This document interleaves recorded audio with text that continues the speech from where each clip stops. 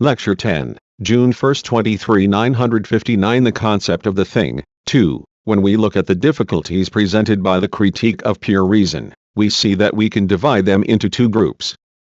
The first type consists of superficial difficulties that can be overcome by giving useful pointers. Then there are the difficulties that lie in the subject matter and in the ideas themselves.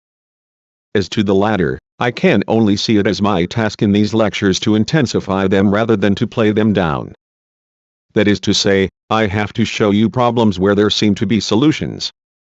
As for the avoidable problems of the first type, I would say that the duty of an introductory course of lectures is to minimize them as far as possible. This is best done by resolving ambiguities. Wherever one word is used in a number of different senses, we should try to read with some understanding so that we can assign the correct meaning to specific passages. However, I must remind you of what I have frequently had to stress in this course of lectures and elsewhere. This is that the method used by the positivists, the semanticists, will not do.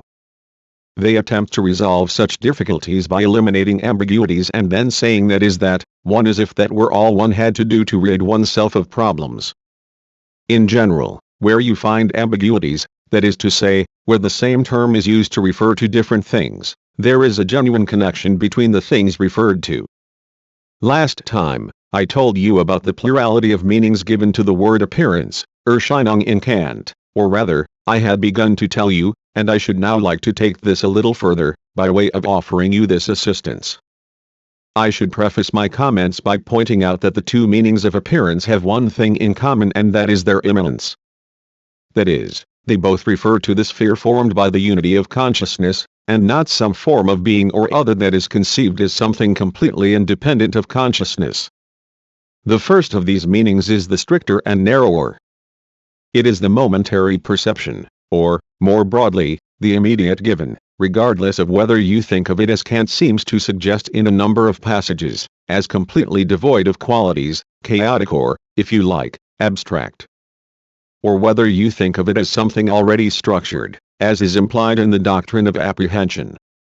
In the second meaning of appearance, on the other hand, and this is the difficulty I should like to eliminate, appearance really is the object, the immanently constructed thing about which I talked in detail last time, in the sense that this thing is no thing in itself, no unknown cause of. My appearances, as we saw, nothing but a law governing the connections between specific givens. This is what he means by appearance in the following passage, for example, which I should now like to read to you in order to make you aware of this usage. I would almost go so far as to say that as the text of the Critique of Pure Reason progresses, and the further it distances itself from the passive reception of sense impressions, the more this second meaning of appearance gains in importance. Here, in section 17 of the Transcendental Deduction, Kant writes of the principle of the synthetic unity of apperception as the supreme principle of the employment of the understanding. Understanding is, to use general terms, the faculty of knowledge. This knowledge consists in the determinate relation of given representations to an object. Object here means simply the unifying element to which the different representations refer and which gathers them together. It does not mean a thing in itself in the transcendent sense which we have described as one meaning of the concept of the thing in Kant, and an object is that in the concept of which the manifold of a given intuition is united. Now all unification of representations demands unity of consciousness in the synthesis of them. This means that, after all, we think of things that are different as one, as an identity. Consequently, it is the unity of consciousness that alone constitutes the relation of representations to an object, and therefore their objective validity and the fact that they are modes of knowledge. And upon it therefore rests the very possibility of understanding. To here, then, you have a very clear example of the second meaning of thing as an object. I should like here to draw something to your attention even though it is a little out of place. It is something that emerges very clearly here in a passage of central importance in the Critique of Pure Reason. What I have in mind is the peculiar interaction between the concept of a unified consciousness and that of the unity of the object. It is self-evident that because this unity is supposed to be created through our act of thinking, and ultimately through its logical unity, in genetic terms, that is, in terms of the way it is actually created, the subject has priority in bringing the object into being. But if you examine the passage closely, you will see that the unity of consciousness is conceived on the model of the unity of the thing. Thus, in a certain sense, the two aspects, the coherent, unified consciousness and the coherent thing identical with itself, mutually condition each other.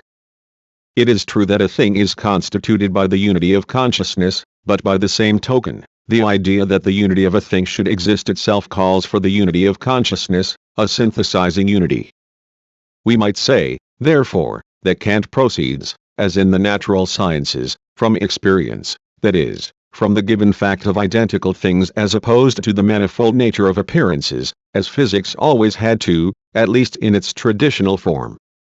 Furthermore, starting from there, he is forced into the assumption of a unified consciousness, just as, conversely, the mechanism of the unity of consciousness brings forth something like the unity of the thing. This is why it is so typical of him when he says, "Now all unification of representations demands unity of consciousness in the synthesis of them." This means that if the representations are as unified as we experience them as being in our consciousness of things, then, so Kant concludes, there must be some such thing as a unity of consciousness in the sense that I explained earlier on. 3. This means that there must be a unified personal consciousness which perceives given realities that cannot be replaced by the given realities of any other consciousness, because in that event the synthesis could not come into being. This implies, for example, that it is impossible to create a synthesis, a unity, by taking the facts of consciousness that yesterday were in the mind of the gentleman who is sitting in front of me now, and putting them together with the facts of my consciousness today, facts of which he is ignorant. This is the simple idea that I am trying to convey. Thus the object that Kant imports into the world of appearances, that is to say, the object that is conceived by Kant to be nothing other than the law governing appearances, distinguishes itself in a crucial sense as a phenomenon. By this I mean that it is no more than an abbreviation for appearances. It possesses the quality that is generally ascribed to the fleeting nature of appearances. In other words, it is not characterized by apodeictic certainty, but rather by the fact that it is exposed to deception and disillusionment, and also to change. Moreover, it is this link between something constituted as law, on the one hand, and the possibility of disappointed expectations, that is, the possibility of changes to which it is subject, on the other, that compels Kant to introduce the concept of causality. For causality enables him to require that in order for something that conforms to laws to be subject to change, it must itself be subjected to a law of change. And in Kant's philosophy, causality means simply this most universal law of all which governs every change in the world of objects that cannot be thought of as accidental. Accordingly, you have objects that can be known, that differ from the fleeting nature of their appearances, but that also belong in the world of appearances. Objects that can be apprehended by experience and that are capable of change. These, then, are what Kant generally thinks of as objects. I believe that I have already read you a number of passages that confirm this. There are more.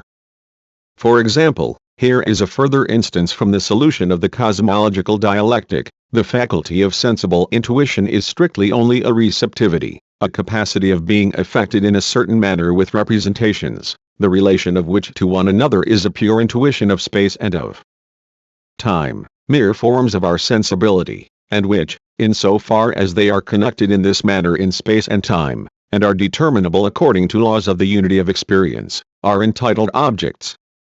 The non-sensible cause of these representations, that is, the actual thing in itself, is completely unknown to us. For thus you have to reckon in Kant with this dualism of things as objects, or as the rule-bound complexes of the phenomena as they appear to us, of the data of our consciousness, together with the absolute things that have allegedly produced them. It is quite obvious, therefore, that this duality in the concept of things inevitably leads to certain difficulties, huge difficulties, in fact, for the theory of cognition. The effect is that the world can be said to be doubled, in the paradoxical sense that true existence at the same time becomes something wholly undefined, abstract and ethereal, while conversely what we definitely know, positive existence, is turned into the mere delusion of appearances, the mere interconnection of the phenomena at our disposition. and at the same time we are denied the right to reach compelling conclusions about the true nature of existence. This is the source of that remarkable dual structure of Kantian philosophy that the philosophers have always attacked and that Nietzsche summed up in the pun on the American expression backwoodsman, Hinterwäldler, when he described Kant as an otherworldsman, Hinterwäldler. 5 By this he means someone who supposes that behind the world of our experience there lies a second world, even though we know nothing whatever of this second, other world. It is fairly evident that this duplication of the thing, and therefore the duplication of the world, since the world is in reality nothing more than the supreme unity of all the things that exist, that this duplication of the world leads to the very gravest epistemological difficulties. It leads either to a kind of agnosticism, that is, to the conclusion that whatever we know, we do not know it with any certainty. Alternatively, it leads to the conclusion that what we know is merely a mirror of the real world, or a mere copy of the real world, without our being able to say anything definite about the relation between the two. Moreover, this idea of two worlds, this idea that we perceive copies and not the world itself, leads to paradoxes and muddles at every turn. I have no need to list them here, but if you look up the theory of images and signs in the theory of cognition contained in Husserl's ideas, and also in his logical investigations, you will find everything that needs to be said about them. 6 Now, this difficulty of a duplication of the world is all too evident in the Critique of Pure Reason, and I must also add that Kant talks explicitly about the duplication of objective existence in a number of passages. It is noteworthy that this talk of duplication occurs not only when he is talking about the dual nature of things, but that it recurs in the Critique of Practical Reason. I regard this fact of duplication as being of such central importance for the entire structure of Kantian philosophy that, exceptionally, I should like to refer to a particular passage in the Critique of Practical Reason.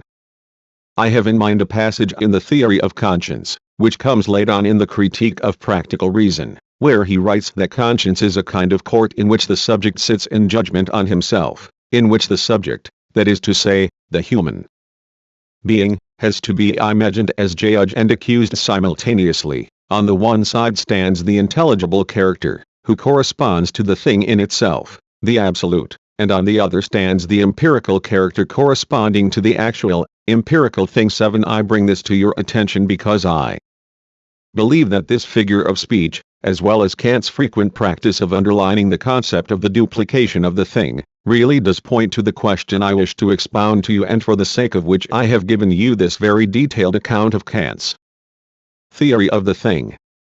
It is for the sake of the metaphysical experience that can be said to lie behind it, for this metaphysical experience is actually identical with that duplication. Thus underlying that duplication stands the idea that our world, the world of experience, really has become a world familiar to us. The world in which we live has ceased to be ruled by mysterious, unexplained powers.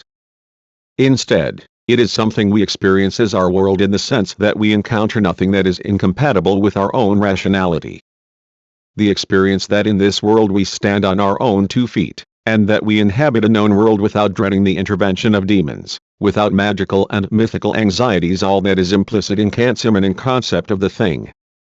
The world has ceased to be permeated by the ruins, by the surviving vestiges of a metaphysical meaning that even in its present fragmentary and elusive shape assumes the frightening and demonic visage that it possessed in the art and philosophy of the Baroque age with which we are essentially concerned here. This process of disenchantment strips the world of its uncanny aspect. It is a bourgeois element that finds expression in Schiller when he makes the wealthy Stouffacher say in Wilhelm Tell, I stand here on my own property. And it is an idea that is expressed in the assertion that the world of experience, of things, is my own product, it is my own world. But here is the crucial motif, I mean the objective motif, the motif of metaphysical experience, that of the position of the sundial of world history that led Kant to venture into this concept of duplication, even though he was by no means deceived as to its inherent difficulties. By making the experienced world, the immanent world, the world in its thisness, commensurate with us, by turning it into our world, so to speak, something like a radical metaphysical alienation is achieved simultaneously. It may be that the expression achieved is a shade too idealistic. Perhaps it describes an objective state of affairs too much as if it were merely the product of philosophical reflection. The more the world is stripped of an objective meaning and the more it becomes coextensive with our own categories and thereby becomes our world, then the more we find meaning eliminated from the world. And the more we find ourselves immersed in something like a cosmic night, to express it in a modern way. The demystification or disenchantment of the world, to employ an expression taken from Max Weber, is identical with the consciousness of being locked out, of a darkness in which we are enclosed. In one of the coming lectures I shall give you a theory of the Kantian block and its significance. But I can say already that the meaning of this block is that the more the world in which we live, the world of experience, is commensurate with us, the less commensurate, the more obscure and the more threatening the absolute, of which we know that this world of experience is only a detail, becomes. The situation is really one in which knowledge becomes a kind of idol for Homo sapiens, an idol that is acted out within the tragedy of existence, a cosmic tragedy in the face of which we are completely helpless. It is comparable, and I believe that the comparison is not far-fetched, to Goethe's Hermann und Dorothea, a work contemporary with Kant's, in which an idyllic happiness is purchased at the price of leaving in utter darkness the great drama of world history from which it may be said to have been excerpted. In other words, this darkness, that is, this consciousness, means that the more secure we are in our own world, the more securely we have organized our own lives, then the greater the uncertainty in which we find ourselves in our relations with the Absolute. The familiarity with our own world is purchased at the price of metaphysical despair. It is this paradox that is expressed in Kant's duplication of the world. It means that we accept an entirely undefined, obscure and, if you like, demonic world as a world behind our own world, even though we have no way of knowing how it relates to the world of experience that we inhabit. Now it is important, I believe, that you should be clear in your own minds that even the world of experience in which we find ourselves is not neutral. Because we downgrade it into mere appearance, mere phenomenon, because we view it as marked by uncertainty, it runs the risk of assuming a peculiarly shadowy character, the status of an as if. You will know perhaps that one of the most important interpreters and analysts of Kant, Hans Vaihinger, entitled his own book The Philosophy of As If. 9 orthodox Kantians have had a good laugh at this relativist misinterpretation of the Critique of Pure Reason that nevertheless insists on clinging to absolute values. But having regard to the peculiarly shadowy character which the immanent world acquires through consciousness, I would like to say that it is not actually the true world. The metaphysical experience that I am attempting to present to you as objective, not in Kant's consciousness, but as the objectively inspiriting force behind Kant, seems to me to have been not inaccurately captured in Vaihinger's phrase, redolent of 19th-century flight-footedness though it may be. The world does in fact become a way of concealing something unknown, a kind of doppelganger, a mere specter or illusion. We can say, and perhaps we may be permitted to say it because there are profound links between history and the consciousness of the mentally ill, that the layer of meaning objectively expressed in Kantian philosophy here bears a certain resemblance to the consciousness of schizophrenics or of people who find themselves in a state of extreme emotional tension. In extreme psychological situations it is easy to imagine suddenly that everything that exists, all existing things, are really just signs, or allegories, as Baudelaire put it. 10. This means that they all mean something other than what they are, without our being able to say what they are.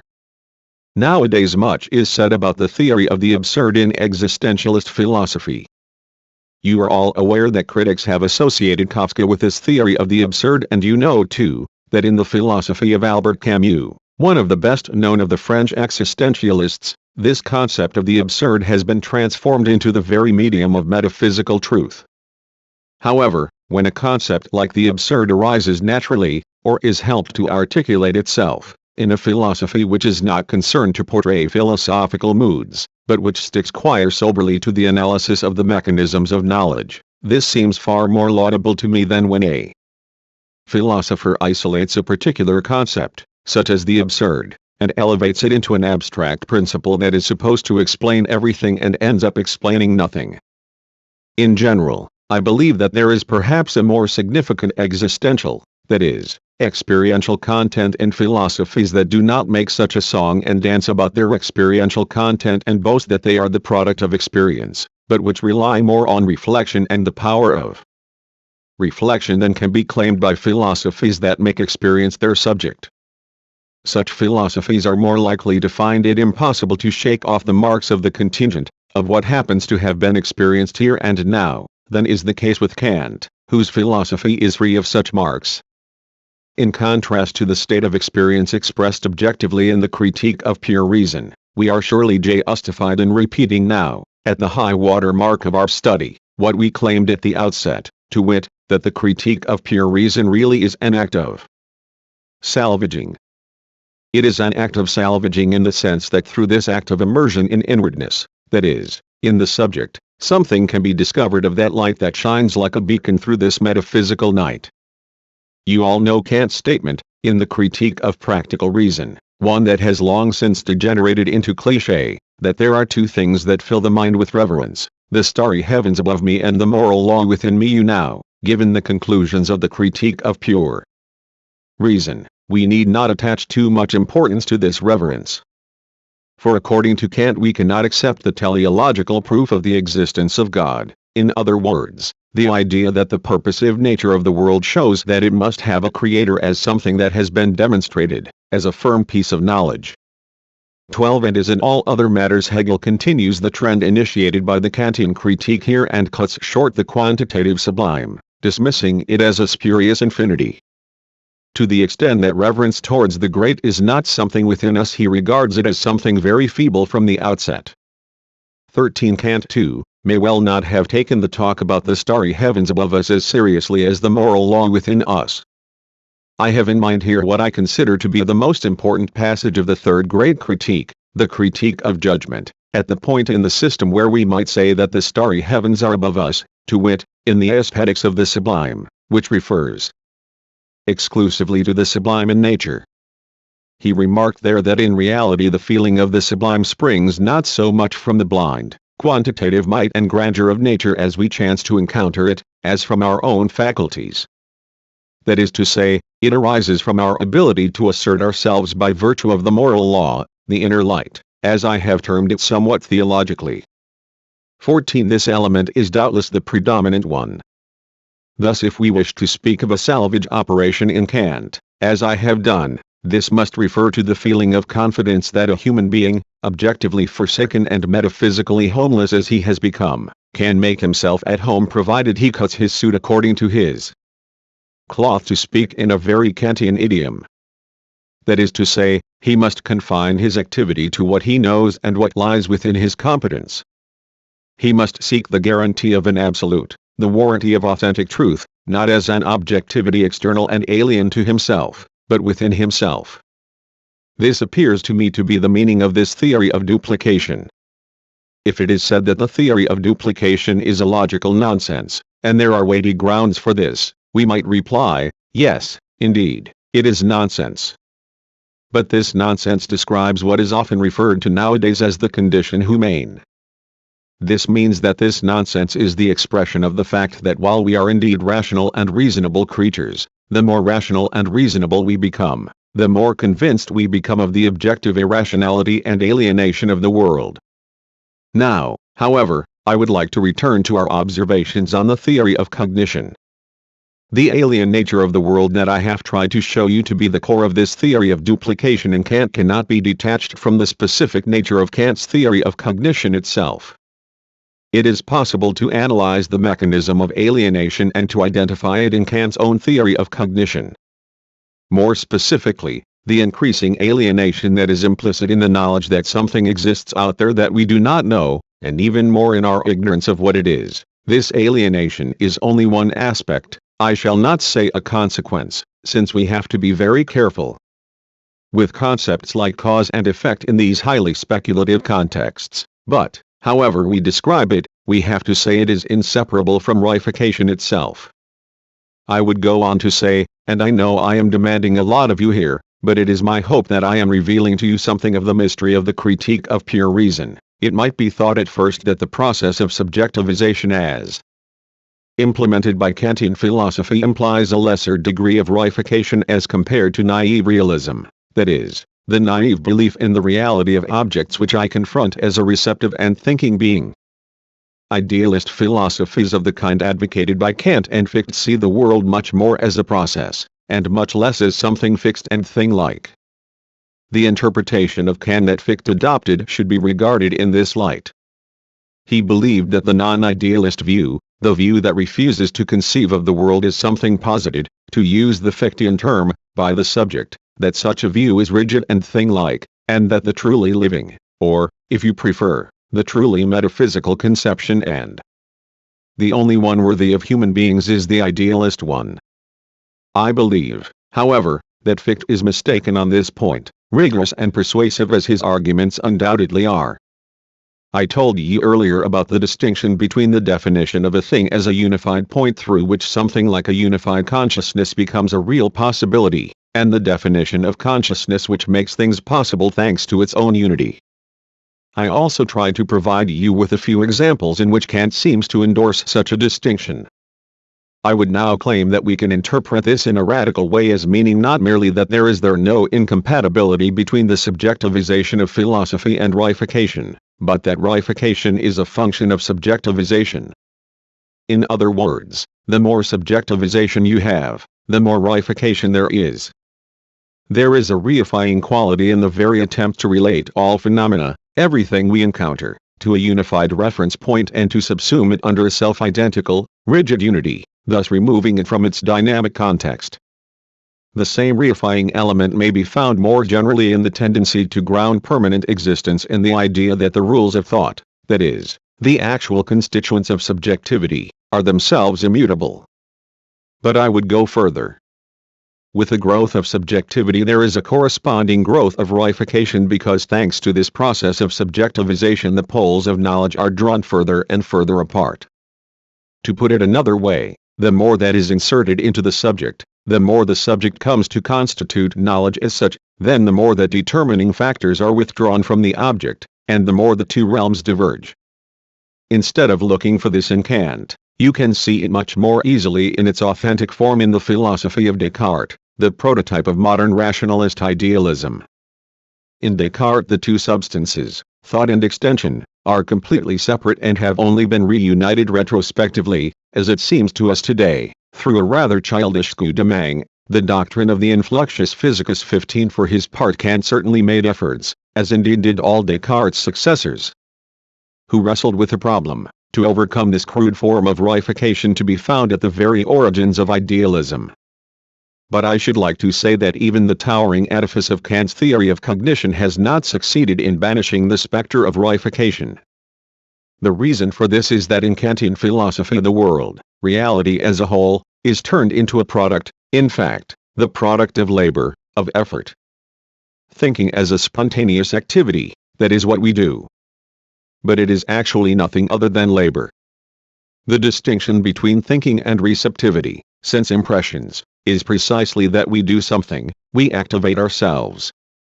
Because analysis shifts the entire weight of the dynamic character of reality, onto the side of the subject, our world becomes increasingly the product of labor. We might say, it becomes congealed labor.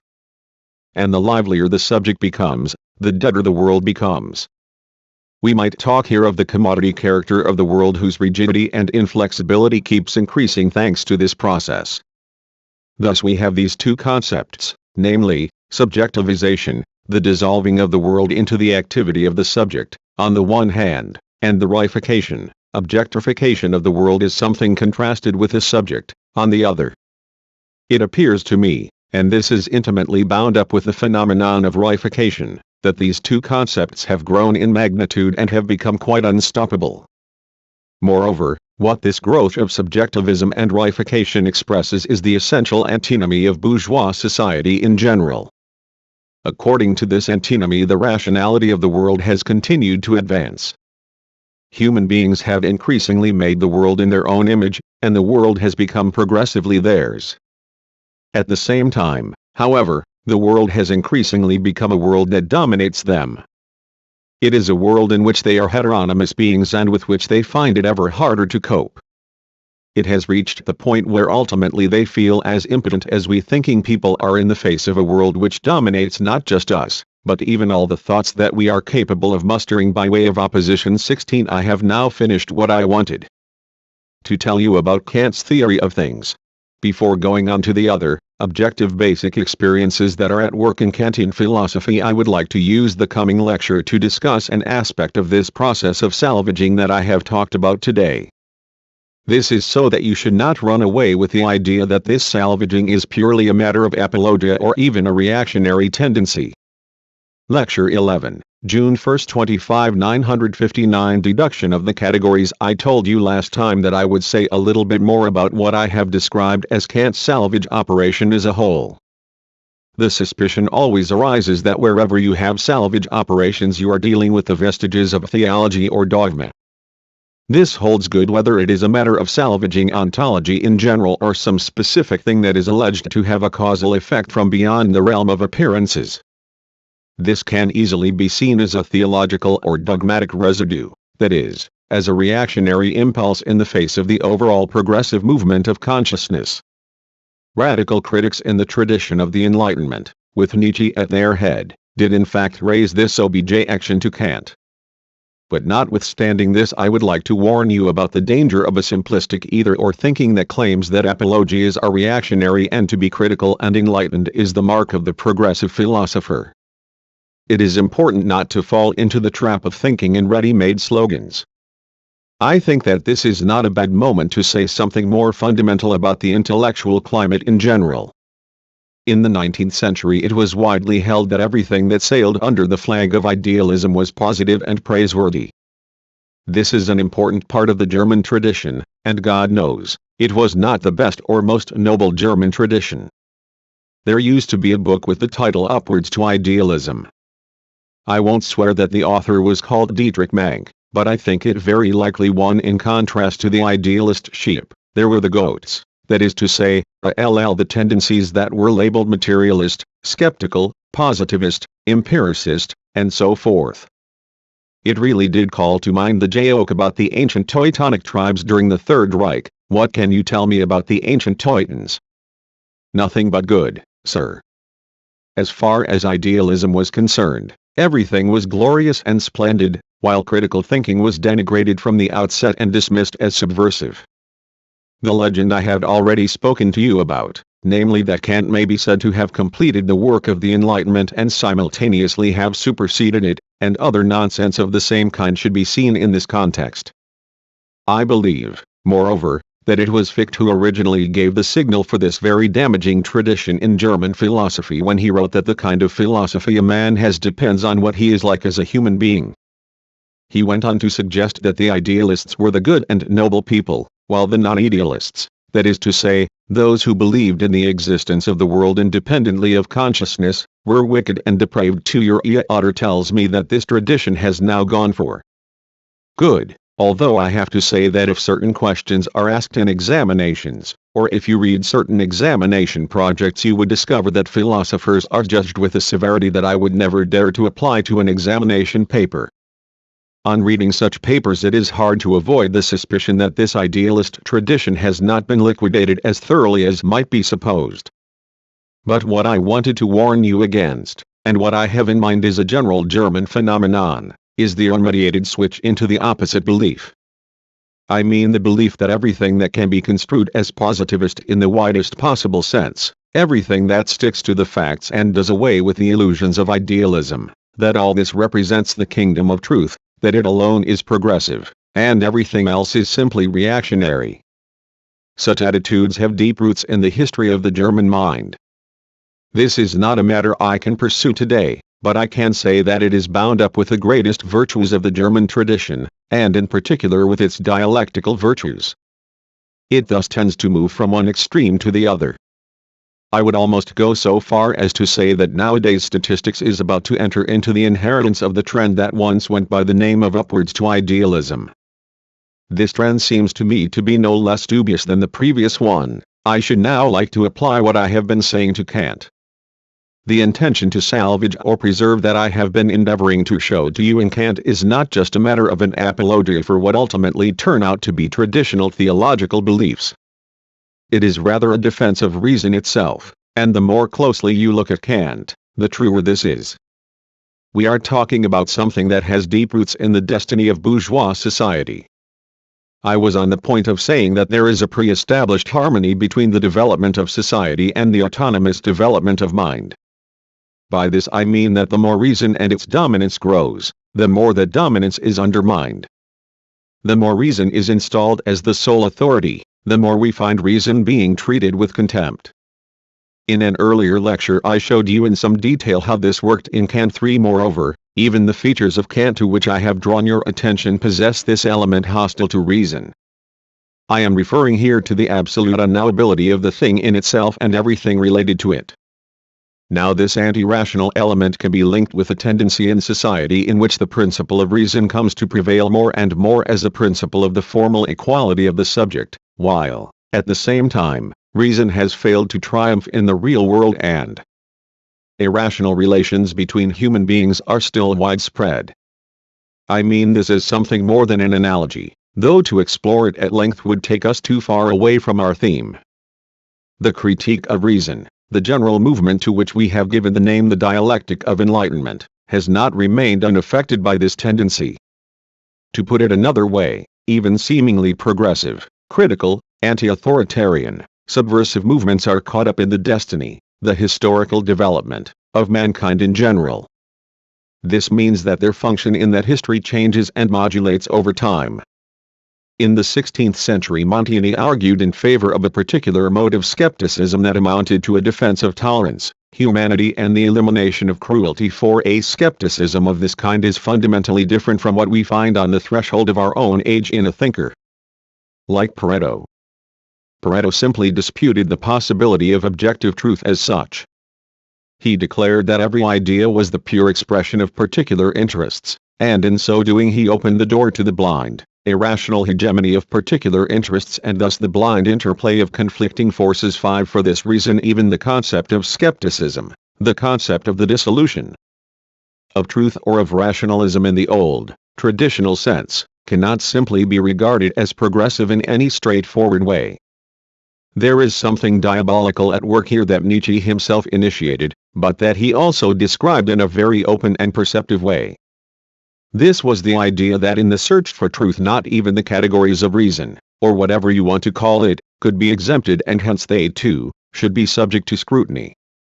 This meant that the concepts employed in that scrutiny, including the concept, the objective concept of truth and the objective concept of reason, were themselves increasingly undermined. Now we should not just imagine that because Kant undertook this salvage operation, his intention was simply to produce an apologia. His motives included the desire to resist the defeatist view of reason. In other words, even if reason is subject to change and is seen to be influenced by historical conditions, it is important to retain it as a concept that represents the sole, true authority from which all critique emanates. If you wish, you can observe this duality very clearly in Kant in the division of reason into the reason which criticizes and the reason that is criticized. On the one hand, reason is subjected to criticism entirely in the spirit of the Enlightenment, and Kant marshals a whole host, indeed the entire panoply, of skeptical arguments against the dogmatic transformation of reason into an absolute. At the same time, however, because reason is criticizing itself, he retains the idea of reason and, with it, the idea of objective truth. You see then in Kant a hesitation, an inconsistency, if you like, a disinclination simply to follow the smooth path of progress. I detect in this a particular deliberateness and conscientiousness. The situation is comparable to his contradictory position on the definition of the thing, and I feel this to be the sign of an extraordinary seriousness. That is to say, the movement of the Enlightenment can only achieve fulfillment if its own meaning, that is, the idea of truth, is retained. And if, in the midst of the dialectical movement to which these concepts are subjected, the concepts still survive. This glorious insight is present in Kant. I believe that for once you should refrain from scrutinizing the texts from close up, and consider them more from a certain distance. You will only understand Kant properly if you really perceive these two interlocking elements at one and the same time. By this I mean, on the one hand, the apologetic or dogmatic element, which is actually an aspect of enlightened theology, as it has been called, this element of secularized Protestantism. And on the other, the element in which enlightenment reflects on itself and criticizes itself, through which alone it can do justice to its own concept. Thus when people just repeat the old cliché that Kant overcame the Enlightenment, they are quite in error if what is meant is that he places limits on reason in order to make room for faith. However, it does contain at least one element of truth. This is that thanks to this self-reflexivity he has furnished the Enlightenment with a kind of self-consciousness. This enables it to retain a hold on its own concept, that of reason and truth, instead of abandoning the field to the hegemony of what Hegel later called the fury of destruction. 6. This is the situation in which every conception of truth is dissolved so that finally nothing remains but the blind domination of merely existing being. For you should not forget the difficulty here. It is perfectly legitimate to resist ideology, to distrust it and to see in it, in ideological slogans, in idealist illusions, no more than a front created by dominant forces for them to hide behind.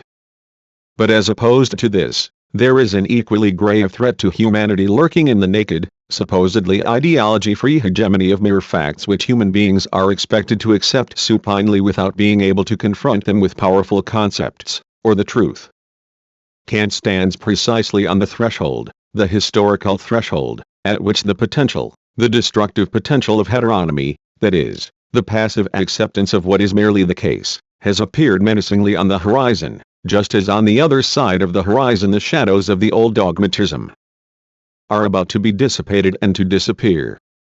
I believe that the dialectical image, the historical juncture, which enables us to understand Kant is precisely the moment in which these two conflicting historical tendencies arrive at a kind of stalemate, a point at which each balances the other and enters into a highly complex configuration within his philosophy. 7. I mean this not simply as a historical reflection, but, without wishing to deny that his philosophy is historically determined, it should be seen as a comment on the truth that is in the process of crystallizing in it. Let me go on to say more about the experiences that are articulated in the Critique of Pure Reason. I would like to remind you, after the salvage operation we have discussed, of the crucial experience that there is no truth, no being, no validity, simply nothing at all in the world that has not been filtered through subjectivity, that is, not mediated, as Hegel would say. This turn to the subject has such momentous force in Kant because he does not conceive of it as in any way detracting from the authoritative nature of truth, but instead thinks of the substantial nature of truth and of things in the world as having been imported into the subject. You may wish to raise the objection that I am exceeding my brief in going beyond Kant here. Perhaps I shall be accused of arbitrarily projecting onto Kant an element characteristic of his successors. This element is that of universal mediation by the subject, that is, the idea that consciousness cannot accept anything as true, as truly being, unless it is experienced as belonging to its native realm of truth, as Hegel phrases it. 8. However, I cannot accept this criticism, and I should just like briefly to remind you that I cannot accept it and why. In the process I should like to emphasize the realm in which everything alien to the subject makes its presence felt most strongly in the Critique of Pure Reason. What I have in mind is the sphere that Kant calls the sphere of sensibility or receptivity. Perhaps I may seize the opportunity to give you a brief explanation of these two concepts so that you have a clear and unambiguous idea of what is meant. These two concepts are receptivity or sensibility and spontaneity or understanding. Imagine yourselves lying down and trying to sleep. You live on a none too quiet street and the noise from the street comes right inside your room. In that event this noise is something you cannot ward off. Thus a piece of the outside world impinges on you.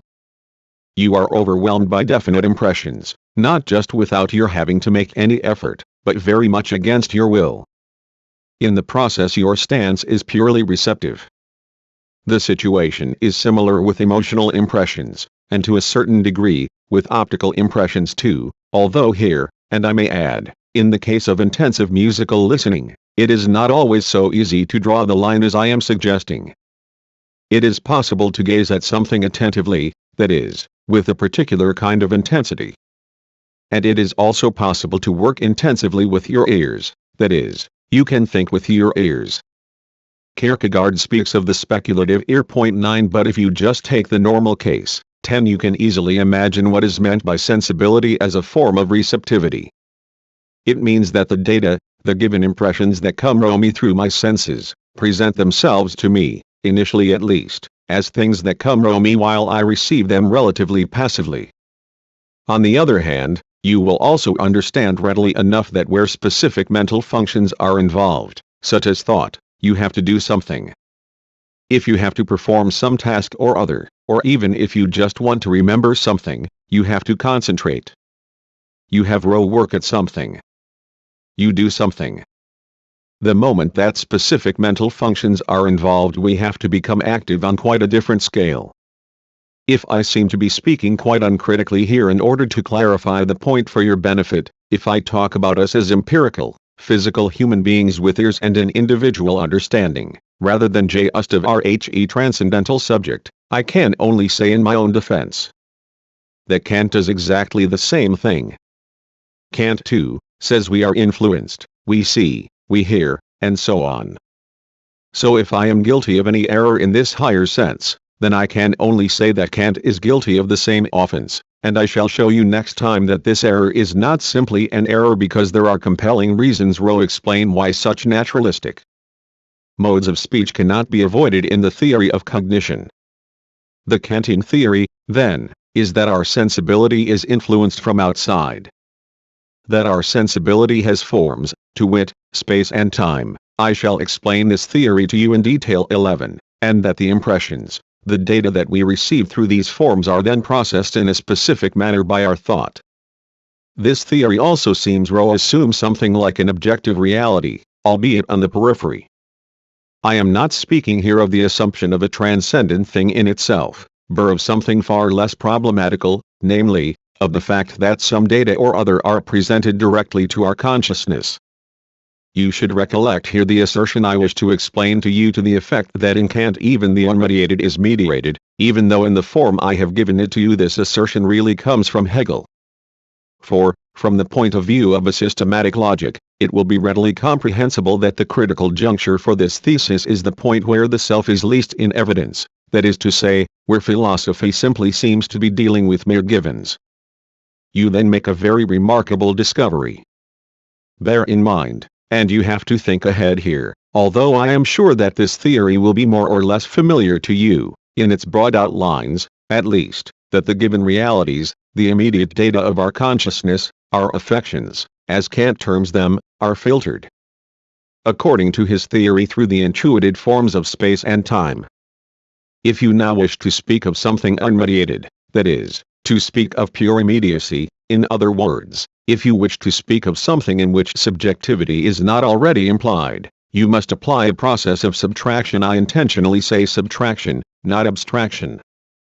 That is, you must subtract all subjective additions from these givens, including space and time and the other determining factors provided by our categories. Once that is done, what remains would be a kind of objective or transsubjective minimum, or what Rickert subsequently termed a heterogeneous continuity. This would be pure immediacy. But if, and this in my view is the proof that there is really no pure immediacy in Kant, but if you make the attempt to cleanse something given of all of its subjective elements, you will be left with something entirely amorphous. To start with, for Kant a thing can only exist in time and space because we are unable to perceive anything at all other than in the forms of time and space, the forms of our mind, Gemet. It might be supposed, and we occasionally hear echoes of this in Kant, that there must be some quality. It is terribly difficult to find an appropriate word here, that is, there must be something that falls outside this generalizing mechanism with its all-inclusive abstractions. There must be something to represent what is given in nature, something that has not been shaped in advance, and which can then be described as a pure given. I have no wish to make this any simpler than it is. I do not want to use any shortcuts in order to make the matter seem simpler and more conclusive than it is in Kant. But something of this idea that something qualitative is a given can also be detected in the Critique of Pure Reason. Be that as it may, putting aside time and space, if you then set out in search of properties that can be ascribed to this given, something that can be found in our consciousness quite without any input from us, you will regularly discover that all such properties have already been defined by Kant as categories. For example, the concept of quality that I have just referred to is itself a category.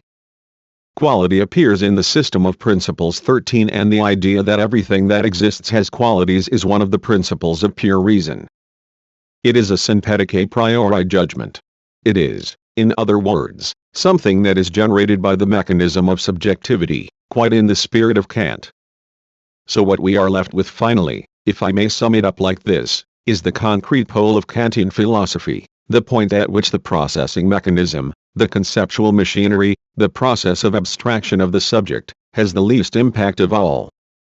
This means that whatever is to be found on what we might term the outer skin of the subject and should therefore be closest to the absolute thing in itself, this ens concretissimum, turns out to be completely abstract, as abstract in its way as the most abstract, most general concept of all, the pure I think. Just as you cannot really say of the pure I think, the pure function without any content, that it has any characteristic, apart from that of being pure connection, so too you will be no less hard put to it to name any characteristic of this thing to which everything refers. 14. This other pole, this thing to which everything refers, is in its way just as indeterminate, just as lacking in qualities, just as abstract as the opposing concept. This suggests that when Hegel describes it as absolutely nothing, as pure nothing, 15, we could almost say that his assertion is nothing more than a linguistic variation of something already implied in Kant's philosophy at this point. But if that is the case, it means that there is nothing unmediated about which we can talk in a meaningful way, nothing unmediated about which we can meaningfully raise the question of truth. This means that whenever we claim to be speaking the truth, the subject must be already implied. The attempted subtraction that I mentioned to you, that is to say, the attempt to isolate something not mediated, a pure immediacy, through the analysis of consciousness is doomed to failure.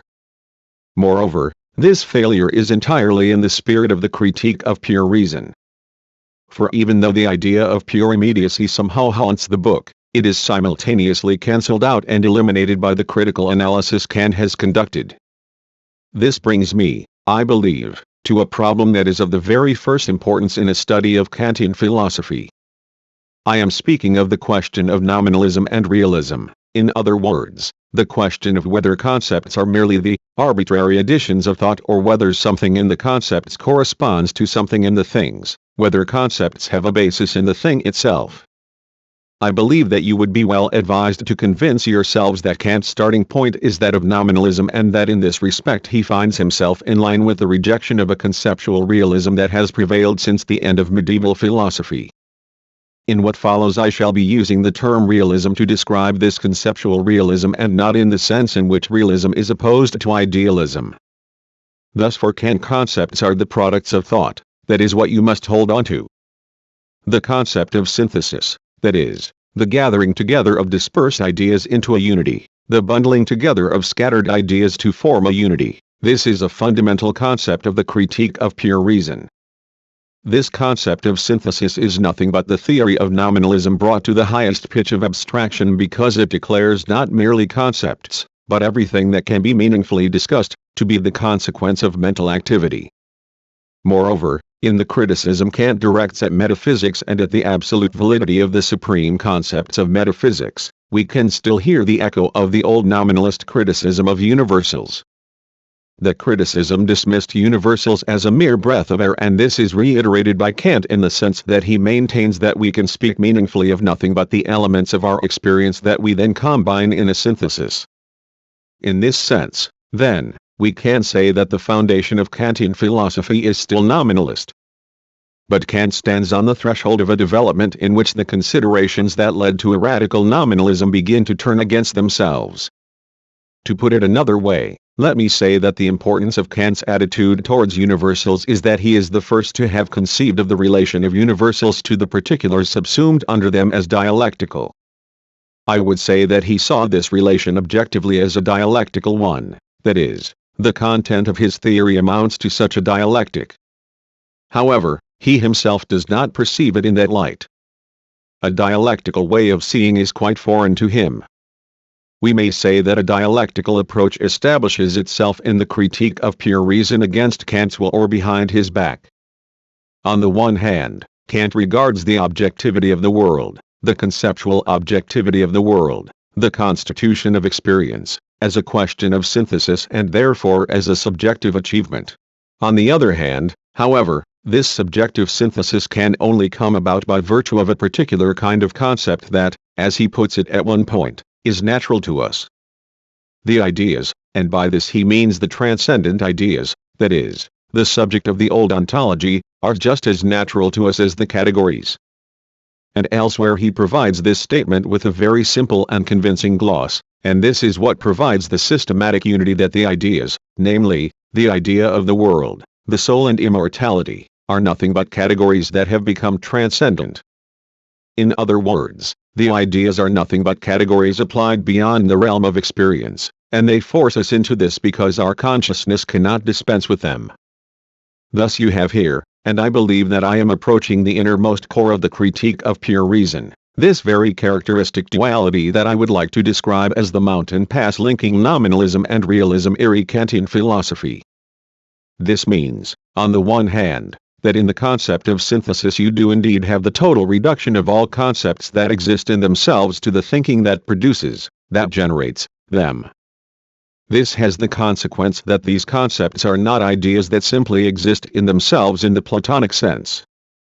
They are ideas that have been made by us.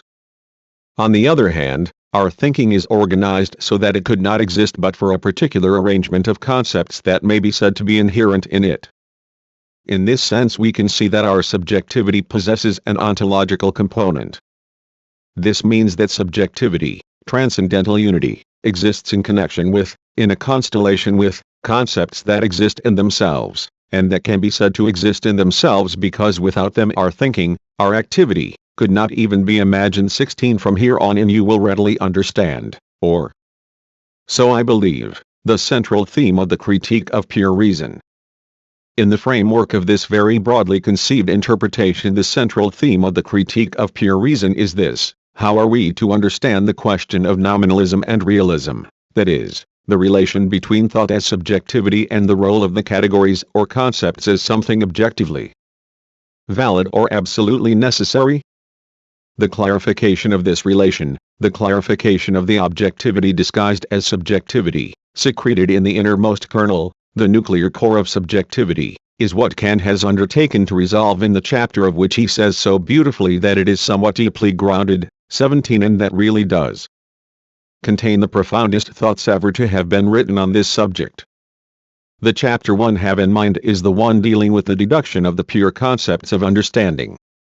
This chapter contains a double movement in which he shows, on the one hand, that the unity of consciousness, that is, the pure I think, really does entail all the factors that are contained in the principles in the form of categories and that finally become the ideas that constitute the reserve realm, the zone in which ontology survives.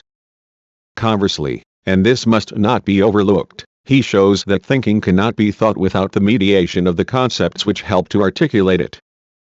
This means that subjectivity necessarily presupposes these concepts, namely, the necessity of these interconnections, as its own precondition, and that without this kind of conceptuality there can be no such thing as subjectivity at all. Kant's attempt to ground objectivity and subjectivity culminates in the attempt to equate these two aspects, that is, subjectivity as the creative, productive element, on the one hand, and the root concepts of reason as the ultimate data of reality, lying outside the scope of any criticism, on the other. Moreover, and I would remind you here once again of the basic objectivist thrust of the critique of pure reason, this does not mean that objectivity is simply reduced to subjectivity, as you will generally be told in philosophy lectures.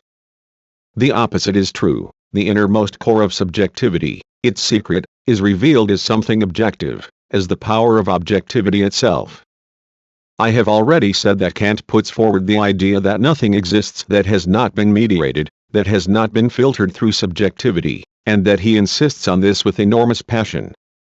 But if that is the case, The particular feature of this passion is that the point at which this objectivity reaches its zenith, where it is at its most emphatic, is the point where it appears as something subjective. This is closely bound up with what I said to you at the beginning of this lecture about Kant's salvaging intentions. For if Kant places enormous emphasis upon the concept of objective truth and objective reason, he really does so only by virtue of that realism that we have shown to be the innermost core of his nominalism. That is to say, objectivity is the secret of subjectivity, almost in a higher sense than the opposite claim that subjectivity is the secret of objectivity. I told you that the distinction between Kant and Hume is really that of a subtle shade of meaning. But at this point, it becomes quite radical. For what separates him decisively from Hume, and from Hume's skepticism, is precisely this attempt to show that what we call objectivity is generated by subjective mechanisms that can be variously valued, as indeed they are by him and by Hume. But even more important is his assertion that a quite specific mode of objectivity is the precondition of subjectivity. The model of this objectivity, moreover, is logical objectivity. In other words, what is involved here is the double view of logic as something concerned both with the laws of truth and with the laws of thought to which we are subject. So much, then, by way of confirming or analyzing what I told you about the mediation of everything objective through subjectivity, and simultaneously as an explanation of his method in the deduction of the pure concepts of understanding. Lecture 12, June 1, 3959 Schematism.